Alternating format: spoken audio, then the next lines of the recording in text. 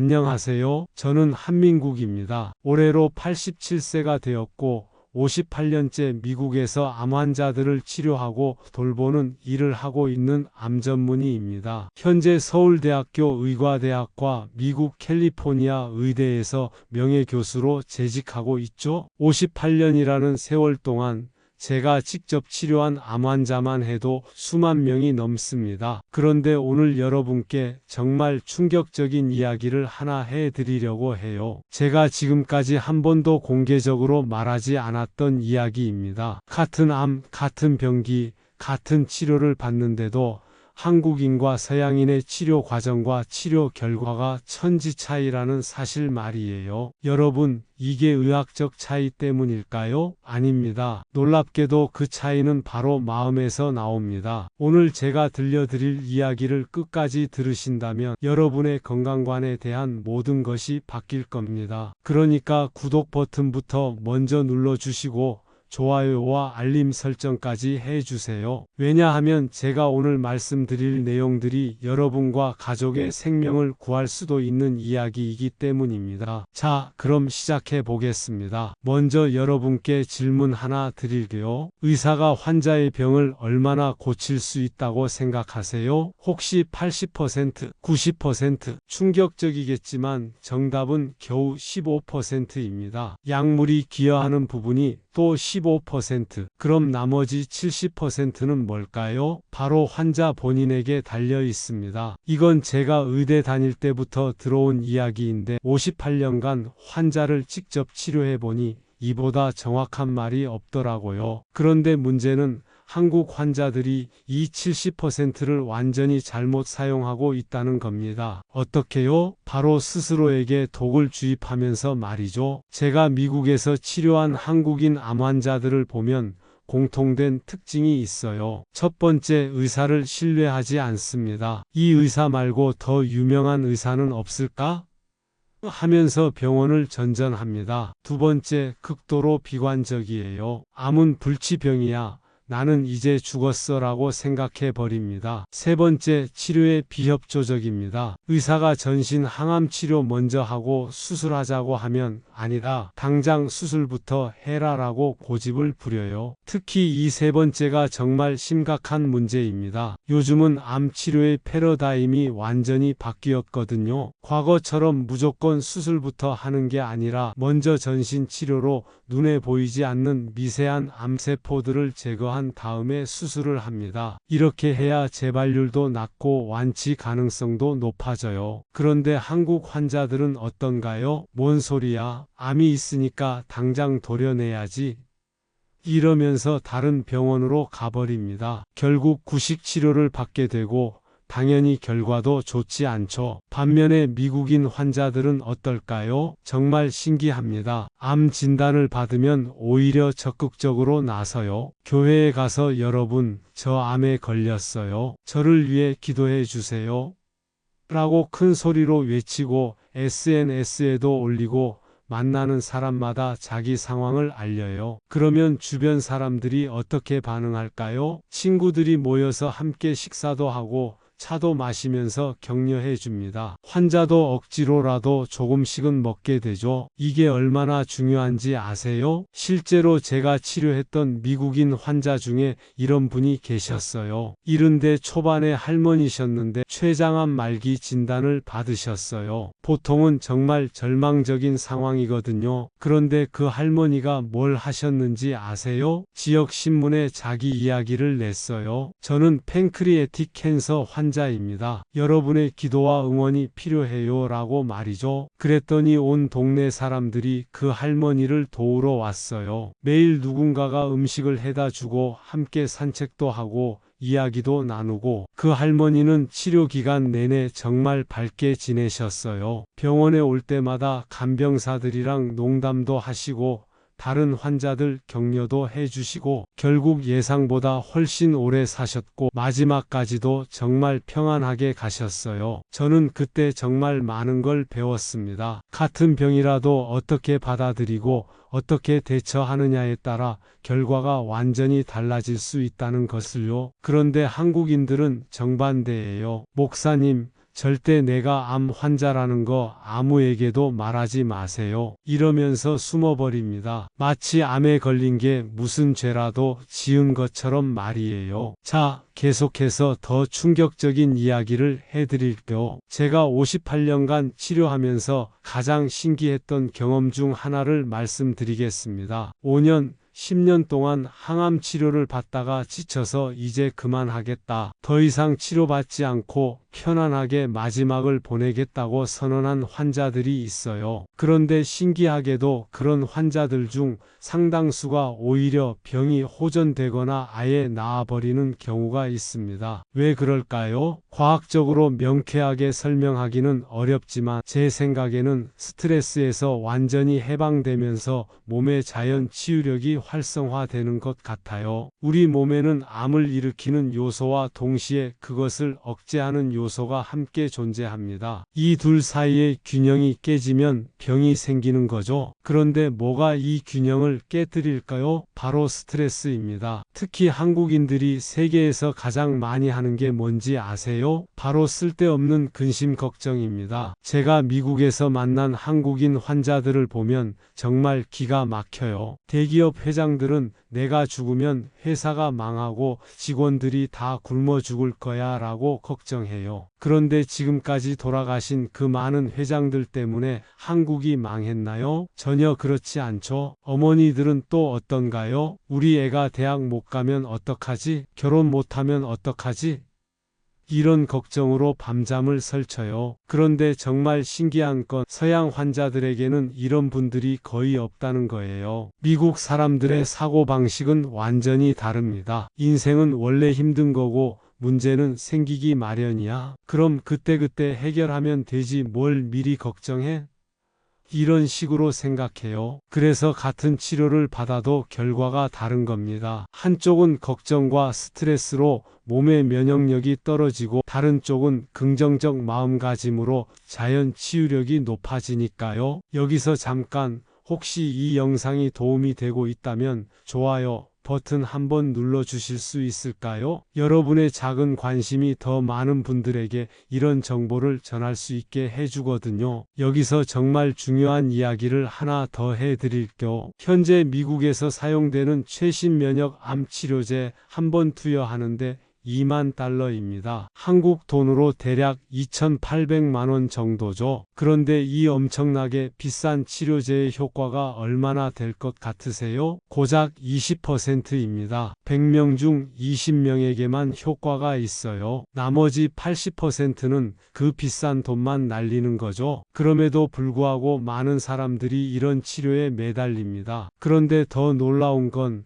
아무 치료도 받지 않았는데 저절로 나은 암 환자들이 꽤 있다는 거예요. 제가 직접 경험한 사례만 해도 여러 건이 있습니다. 이걸 의학적으로 어떻게 설명할 수 있을까요? 솔직히 명쾌한 답은 없어요. 다만 한 가지 공통점이 있습니다. 그런 분들은 대부분 마음의 평화를 찾으신 분들이에요. 더 이상 쓸데없는 걱정을 하지 않고 현재에 만족하며 사시는 분들이죠. 실제로 제가 치료했던 환자 중에 이런 분이 계셨어요. 60대 초반의 한국인 여성 환자분이었는데 처음 오셨을 때는 정말 절망적이었어요. 선생님, 저는 이제 죽는 거죠? 우리 딸 결혼도 못 보고 이렇게 계속 울기만 하셨거든요. 그런데 어느 날부터 완전히 달라지셨어요. 제가 어떻게 된 거냐?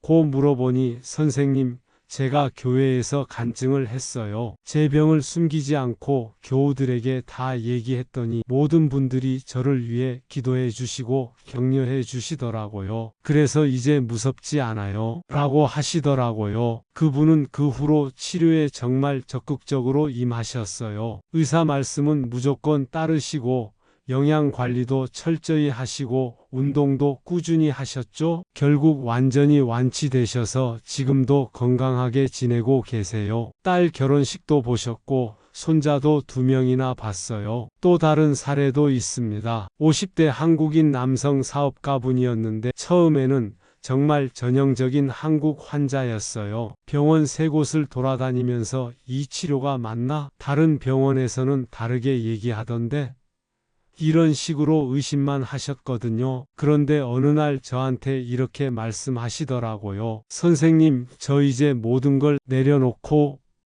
선생님께 맡기겠습니다. 제가 뭘 안다고 의사 선생님 말씀을 안 듣고 이랬다 저랬다 했나 싶어요. 그러시더니 그 후에는 사람이 180도 바뀌는 거예요. 그러더니 아주 활기차지시고 제가 세워준 계획대로 치료 과정을 잘 따라오셨고 그분도 결국 완치되셨어요. 이런 사례들을 보면서 제가 확신하게 된 게 있어요. 마음가짐이 바뀌면 몸도 따라서 바뀐다는 것입니다. 이제 음식 이야기를 해볼까요? 여러분, 흰쌀밥과 설탕의 차이가 뭔지 아세요? 혈당 지수로 보면 거의 차이가 없어요. 둘 다 혈당을 급격히 올리거든요. 그래서 저는 항상 환자들에게 현미나 잡곡밥을 권합니다. 제가 87살까지 건강하게 살아온 비결을 알려드릴게요. 저희 부모님 얘기부터 시작하죠. 어머니는 99세, 아버지는 90살까지 사셨는데 두 분 다 평생 병원 신세를 지지 않으셨어요. 어떻게 그게 가능했을까요? 저희가 어렸을 때는 지금처럼 풍족하지 않았거든요. 주식은 보리밥이었고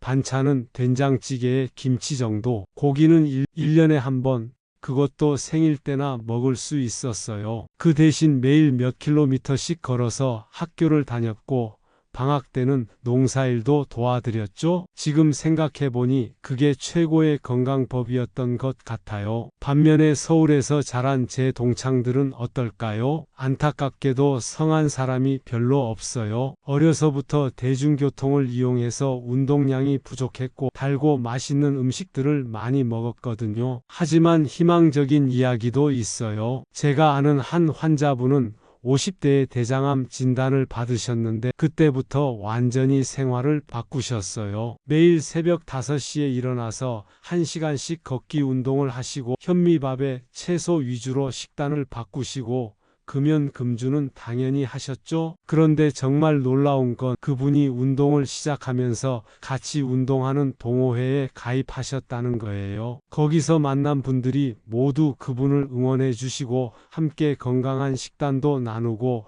서로 격려하면서 지내셨어요. 그분은 지금 10년이 넘게 재발 없이 건강하게 지내고 계세요. 오히려 병에 걸리기 전보다 더 건강해지셨어요. 그분이 항상 하시는 말씀이 암이 제 인생을 바꿔준 은인이에요 라고 하세요. 정말 멋진 분이죠. 여기서 중요한 포인트가 있어요. 맛있다는 건 대부분 우리 몸에 해롭습니다. 단맛, 짠맛, 기름진 맛, 이런 것들은 모두 중독성이 있고 장기적으로 보면 독과 다름없어요. 특히 암 환자들은 음식과의 전쟁을 각오해야 합니다. 일반인들처럼 하루 3끼가 아니라 소량씩 자주 하루에 6에서 7번은 드셔야 해요. 그런데 여기서 가장 중요한 건 마음가짐입니다. 아무리 좋은 음식이라도 스트레스 받으면서 먹으면 독이 되거든요. 우리 장이 펼쳐지면 테니스 코트만큼 넓은데 기분이 나쁘면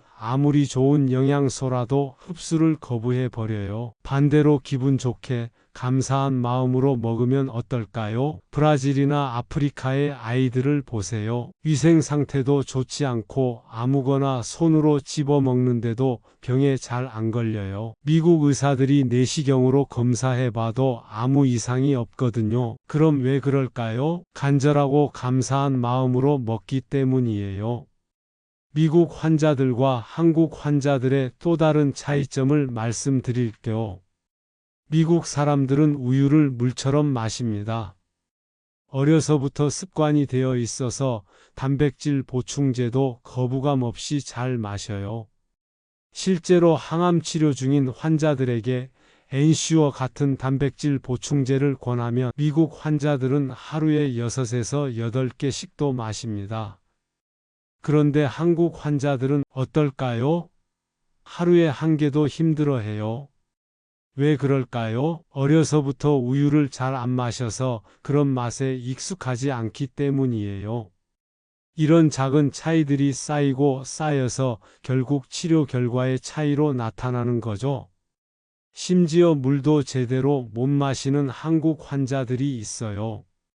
유방암 환자인데 유방에만 암이 있고 소화기관은 멀쩡한데도 물만 마시려고 하면 목이 막혀서 넘어가지 않아요. 미국 의사들이 내시경으로 검사해봐도 아무 이상이 없거든요. 그럼 왜 그럴까요? 바로 정신적 스트레스 때문입니다. 우리 정신이 우리 몸을 얼마나 강력하게 지배하는지 보여주는 사례죠.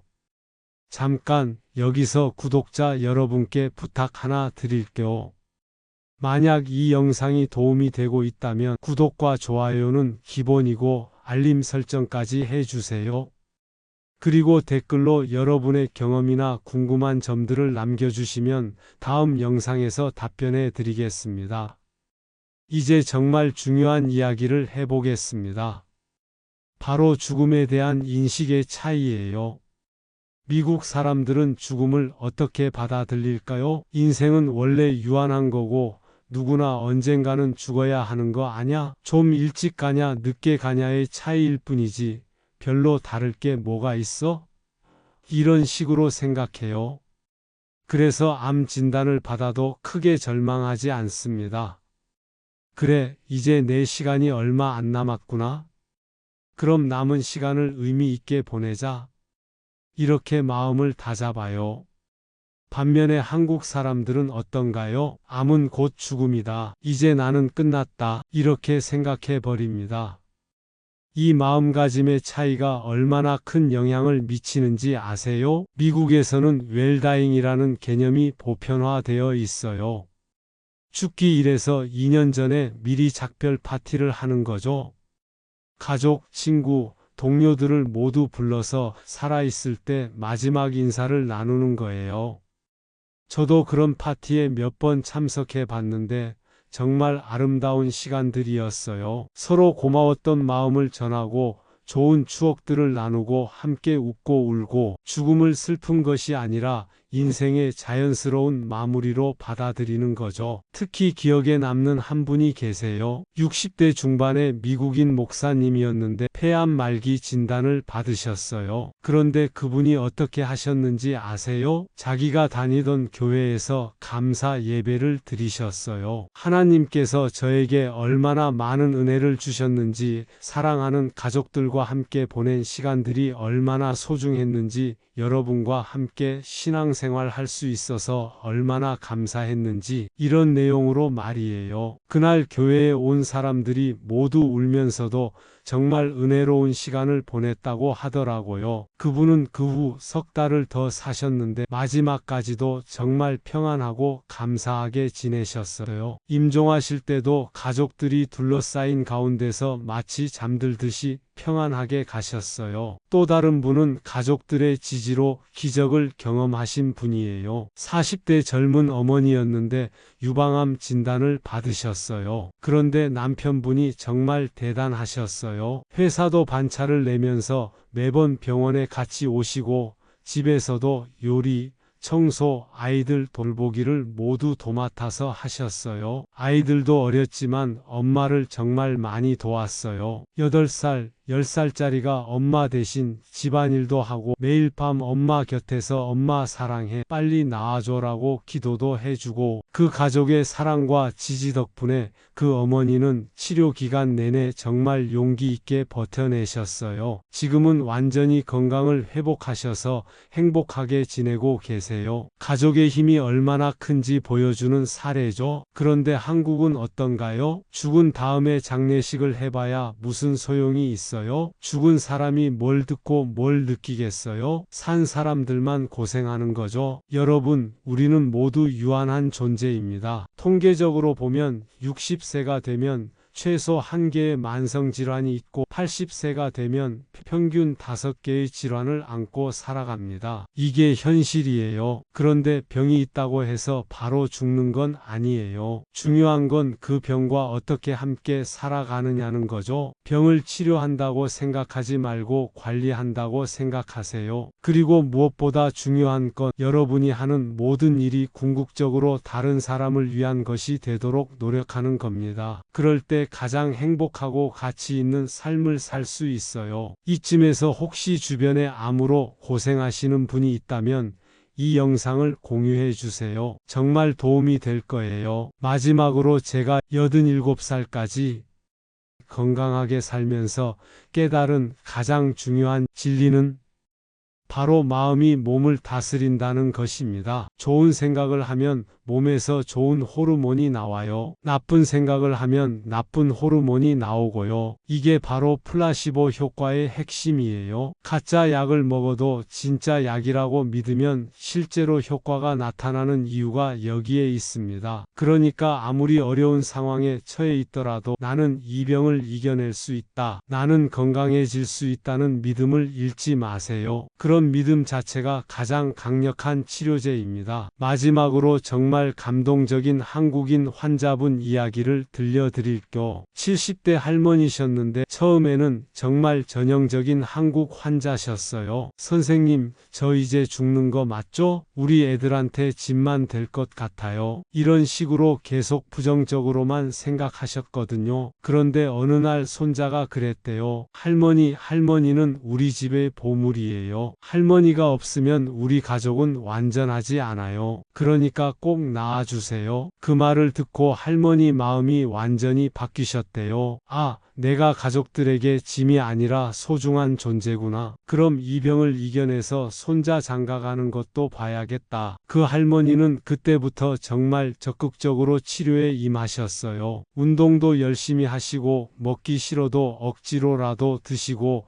의사 말씀도 잘 따르시고 결국 완치 판정을 받으셨고 실제로 손자 결혼식도 보셨어요. 지금도 가끔 안부 전화를 주시는데 선생님, 제가 이렇게 오래 살 줄 몰랐어요. 가족들이 저를 얼마나 사랑하는지 알게 되니까 살고 싶어지더라고요 라고 하셨어요.